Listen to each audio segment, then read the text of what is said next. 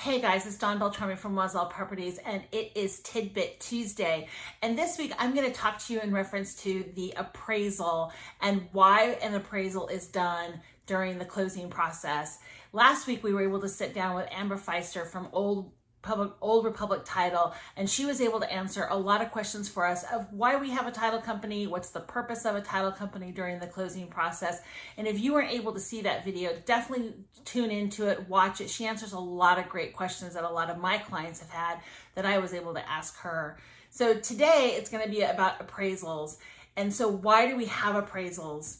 Appraisals are done for the lender's benefit to make sure that the home that they're giving the loan for is actually of the value that the loan is going to be. So if you're purchasing a home for $300,000 and you're taking the loan on that with a lender, you're not being able to pay cash, the lender wants to make sure that the value is there at the home, and that's why they do the appraisal.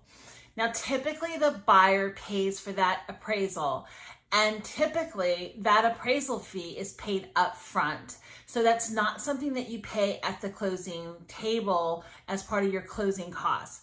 A lot of buyers don't realize that that is something that's kind of like a skin in the game kind of thing that you do at the very beginning.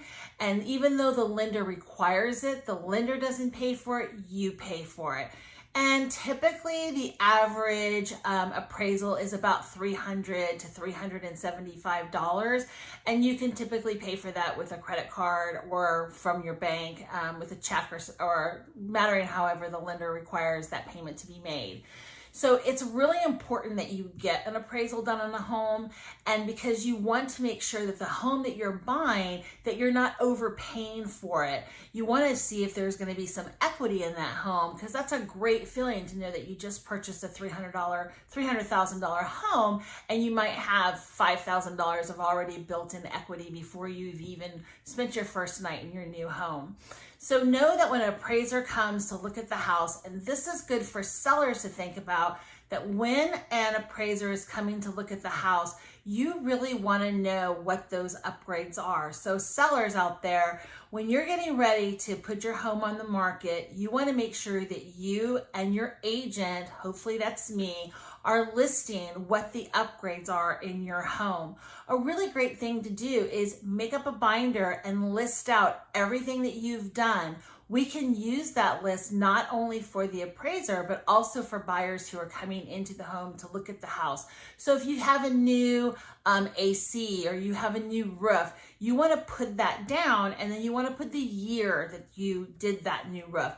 Also, a really good thing to keep in mind, I had an appraiser tell me this one time, is that when you purchase a new home and you've lived in that new home and you start upgrading the home, keep all of those receipts, because when you go to sell that home, you're going to be able to show all of these receipts to the appraiser of why we've priced the house that we've priced the home at. Yes, we're using comps, but maybe we're a little high because look at everything that we've put into the home, and here's my receipts to prove what I paid for that. So an appraiser is going to look at the roof, the AC, he's going to look at the foundation, and they're also going to come inside and they're going to look at the upgrades. But know that new carpeting is not going to make your house more or better than the house next door that maybe has old carpeting. Or maybe you've ripped out all the old carpeting and you've put in wood floors. That's really not going to give you maybe the extra $10,000 that you were thinking, because that's what it cost you. Appraisers are looking for square footage. Appraisers are looking for if you've taken a extra bedroom, an extra room that you had and you made it into a bedroom, or maybe you've extended onto the home, or maybe you've enclosed a patio. So they're looking for things that are actually giving you tangible value to the home. They're not really looking for cosmetic updates. Now, new kitchens, new bathrooms that have been completely renovated and updated, that's different. But just know that you putting fresh paint on the wall or new carpeting is not something that's necessarily going to give you that extra value. That's really going to be something we're going to be looking at in the comps. I hope that answered your questions on what exactly the appraisal does and why we need the appraisal in the closing process. Both the seller has to worry about the appraisal, and so does the buyer.